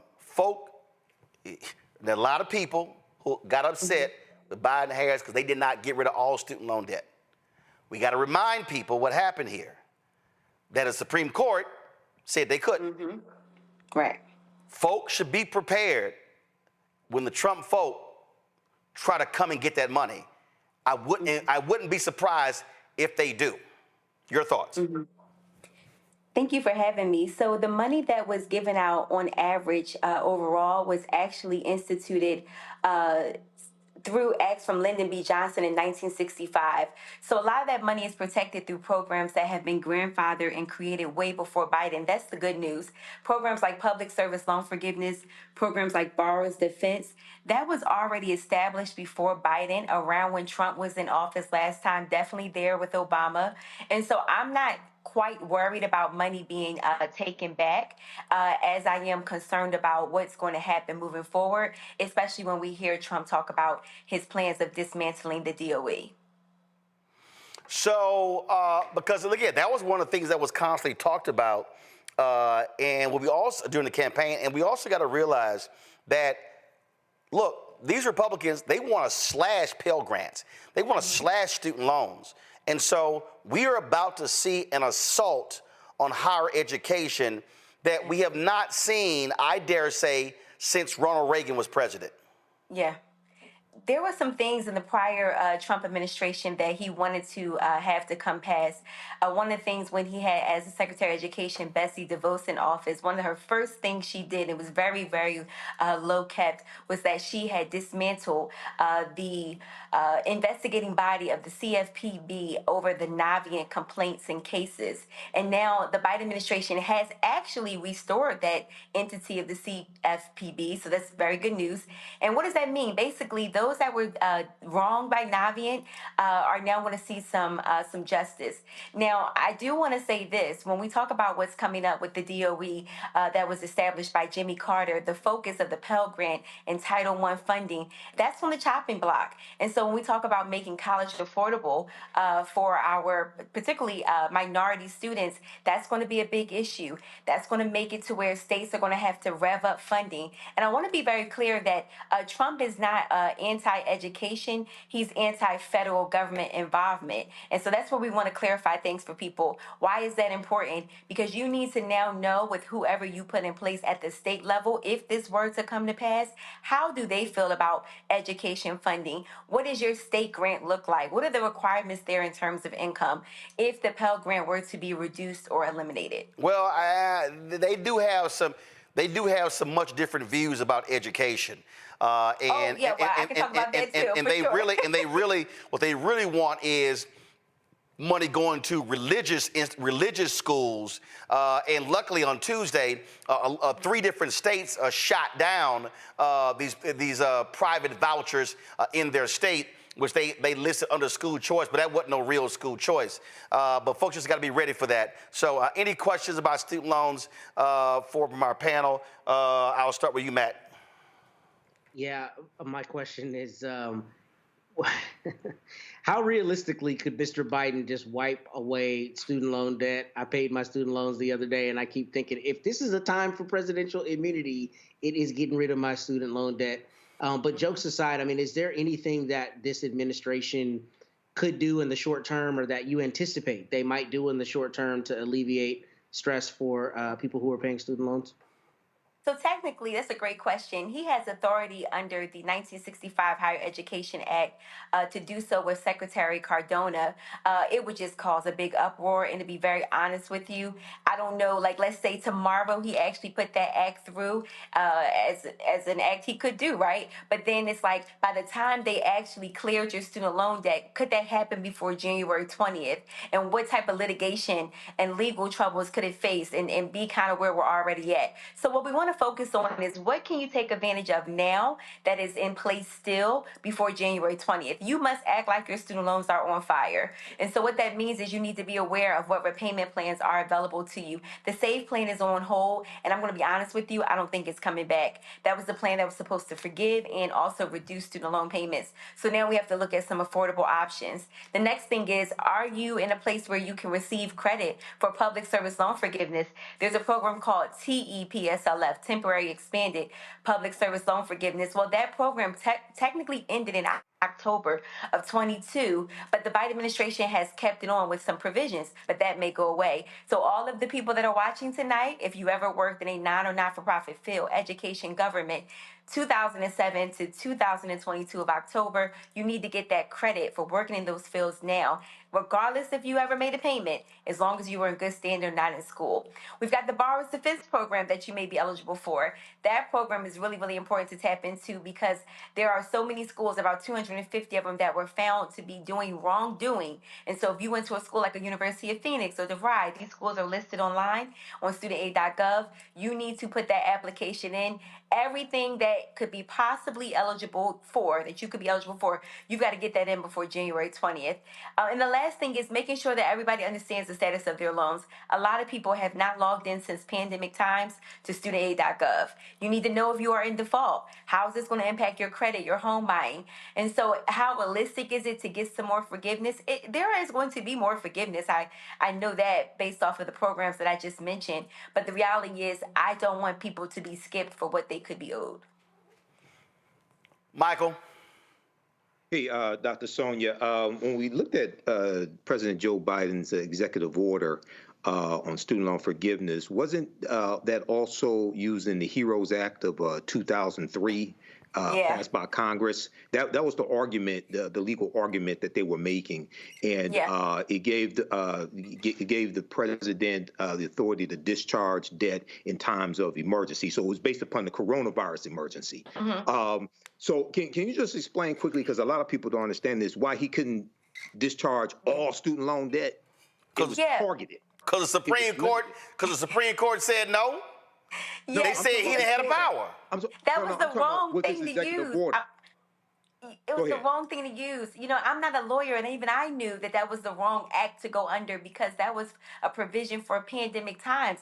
Your student loan debt was before pandemic times. So when that went through, I'm like, who wrote this? I'm going to be honest with you. I was disappointed because the student loan problem didn't happen or get exacerbated because of the pandemic. If anything, the pause was nice. The no interest, no payments, that was great. But that wasn't a pandemic problem, so I knew that was going to get rolled out. Again, the act that they should have went under, which they were trying to as of recently, if there would have been another term, would have been the Higher Education Act of 1965. That would have been the act that would have given them more wiggle room to get these loans forgiven under. Kelly? So do you think, okay, go ahead. No real question. Just what are true next steps? So my biggest concern are for the people who are in the pipeline who didn't get a yay or an A. So what exactly happens to them? And what happens to the people whose loans were forgiven? Does it just roll back, or do we not know because the administration hasn't done anything yet? Yeah, you know, that's one of the things I'm not reading or just in my studies that I'm seeing that would be a possibility in terms of them rolling back loans. Because again, guys, the loan forgiveness that has come through was through public service loan forgiveness, borrower's defense, teacher loan forgiveness, programs that were cleaned up through the Biden administration. I think they did a hell of a job doing it. That's not going to be rolled back because that was in place before Trump, before Biden, before Obama, and so forth. Again, a lot of this got instituted around Lyndon B. Johnson. So I don't think that's going to be rolled back. But when we talk about what's coming up, great question. What we have to understand and be informed and educated this time, this is why these conversations matter. When we hear Trump talk about the DOE and dismantling, there's also something he wants to institute called the American Academy, where he wants to tax private endowments, and he wants to fund an education system, an academy, if you will, that will be on par with receiving an associate's or an accredited bachelor's degree that's free for all Americans. Americans that have never completed another institution can be grandfathered into that institution and use their old credits to finish up, trying to make the U.S. more competitive and free. So it sounds really, really good, right? But there's so many flaws into it that we don't have just enough time to get into tonight. But it's very, very important that people are aware as to what's on the table, as to what changes could occur. And again, if it were to occur, you now need to be paying close attention at who you are putting in office, who you are voting for or not voting for when it comes to state elections. Where is your tax dollars at the state level going to go? Because that's what this is boiling down to. And so when we talk about people being prepared, well, they've got to be prepared for repayment. This is going to be the first year in about 4 years that they're going to actually be able to garnish tax wages. So if you were expecting a refund check, but your student loans are in default, that's not coming. And then right after that, they start garnishing your wages. Your credit score has probably fallen, and as of October 1st, if you were behind on your student loan payments, because that's when it started to report. So there's so many things that people have to be aware of, that this is not yesterday's student loans. We are back into the times in which, quite frankly, it's a mirror of when Trump was in office before. All right, then. Sonia, we certainly appreciate it. Thank you so very much for joining us. Thank you. Have a great day. Folks, 7 years ago, after Donald Trump held his news conference at what happened in Charlottesville, I did a commentary on the Tom Joyner Morning Show that we also simulcast on TV One.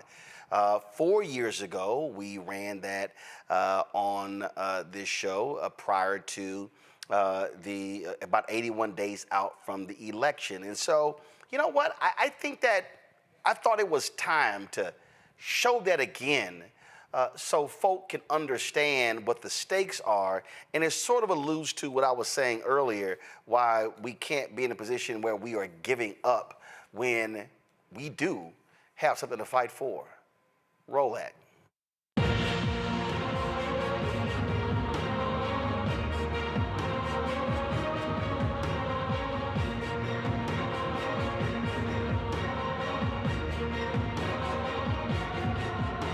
Let's get right to the issue at hand. Y'all have already been talking about it. We've been discussing it right here on TV One. After yesterday's despicable news conference by President Donald Trump, I was in my car trying to decide what is it that I wanted to listen to put into proper context my feelings about what we heard. And I thought back to the first black woman elected from the South since Reconstruction, Congresswoman Barbara Jordan of Houston. Here's what she had to say in 1973 at the Watergate hearings.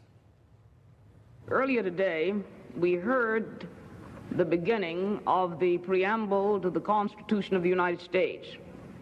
We the people. It's a very eloquent beginning. But when that document was completed on the 17th of September in 1787, I was not included in that we the people. I felt somehow for many years that George Washington and Alexander Hamilton just left me out by mistake. But through the process of amendment, interpretation, and court decision, I have finally been included in we the people. Today, I am an inquisitor, and hyperbole would not be fictional and would not overstate the solemnness that I feel right now. My faith in the Constitution is whole, it is complete, and I am not going to sit here and be an idle spectator to the diminution, the subversion, the destruction of the Constitution.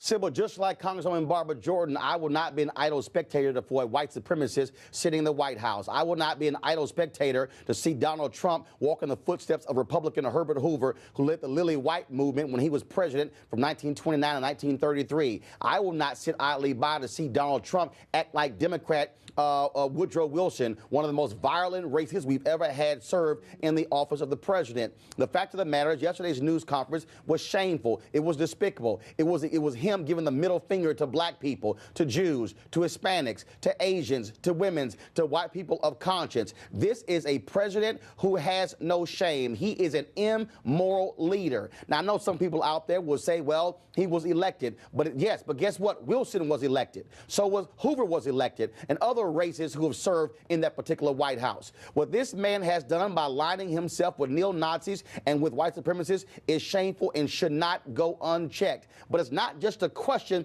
of going unchecked. We must do more than simply tweet and comment on Facebook. This is a challenge. This is a declaration of war. I also talked about, again, what I was listening to, and I had to play this, Tom, by Reverend Charles Jenkins. Many of you might have heard this. Listen, when the enemy is swinging at you, you can't go down or fall down. You got to swing back. When the enemy's attacking you, you can't give up. You can't throw in the towel. But you got to get yourself together. And you got to come hard. Am I talking to any real people in the building? So when the enemy comes at you, you got to know that the weapons of our warfare are not carnal, but mighty to the pulling down of strongholds.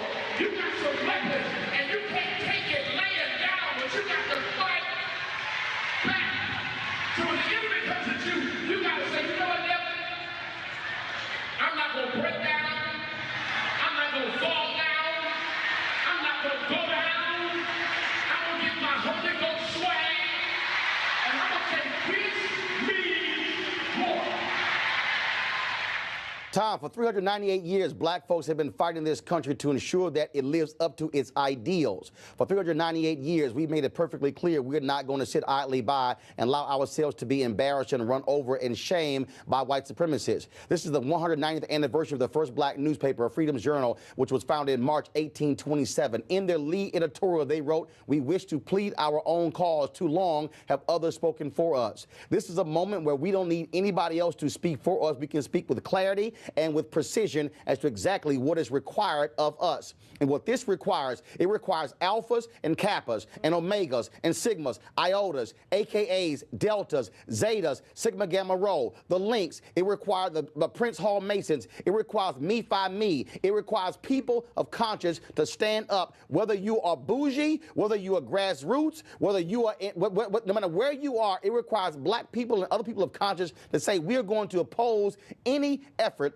to go back to the days of Jim Crow, to go back to the days after Reconstruction when you had the Redeemer movement by Democrats, when the Lily White movement by white folks as well in this country on the Republican side. We have seen this before, and every time it has happened, we fought back. And what that means is it's time for folks to stand up and mobilize and organize. It means that when it comes to the ballot box, I don't care who you are. I don't want to hear anybody say my vote does not matter, because when you see a white supremacist at 1600 Pennsylvania Avenue, all you need, that's the only proof you need to show your vote does indeed matter. What that means is we need people in Virginia, in Tennessee, in Mississippi, in Alabama, in Texas, in Georgia, in Florida, in Illinois, in California, in Wisconsin, in Michigan, in Pennsylvania to say enough is enough. What it means for us to go to city council meetings, county commissioner meetings, state meetings, go to the governor's mansion and say we are going to rain a holy hell down on any politician who stands with Donald Trump.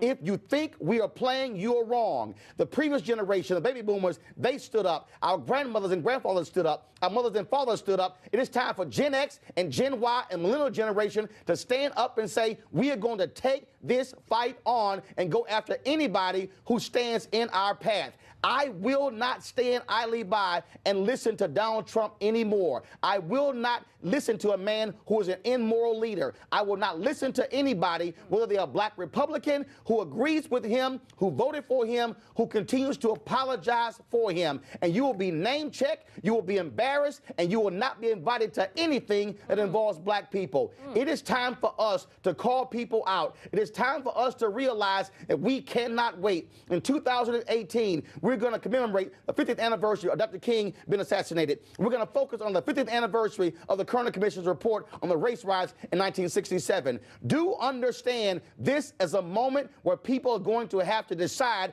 whose side they are on. Are you on the side of righteousness? Or are you on the side of bigotry? Are you on the side of just people? Or are you on the side of white supremacists? There is not going to be any effort to say I can stand on either one. And I don't care who you are, if you're a Republican or Democrat, you have been served notice. If you stand with this man, if you support white nationalist policies, we are going to take you out at the ballot box and put people of conscience in. Heather Heyer is going to be buried today. She is a 21st century version of Viola Liuzzo, a white woman from Michigan who died trying to help black folks to vote. This is not a black thing or Hispanic thing or Asian thing. It's a conscious thing. This is a battle for the soul of America.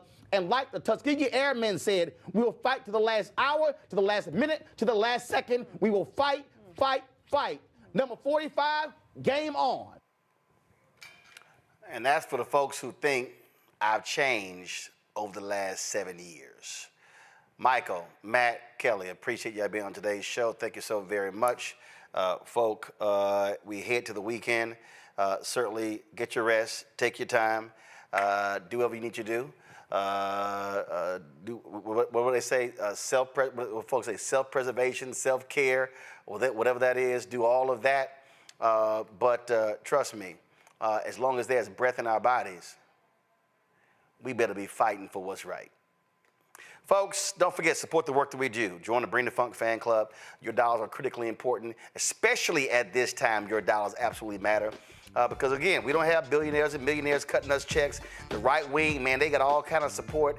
And so your support is critically important. Send your check and money order, P.O. Box 57196, Washington, D.C. 20037-0196. Cash App, we told y'all they've been tripping. So they shut down a lot of business accounts. And so the way to support us is paypal.me/R Martin Unfiltered. It'll say New Vision Media in case you're concerned. Venmo is RM Unfiltered. Zelle, Roland at RolandSMartin.com, Roland at RolandMartinUnfiltered.com.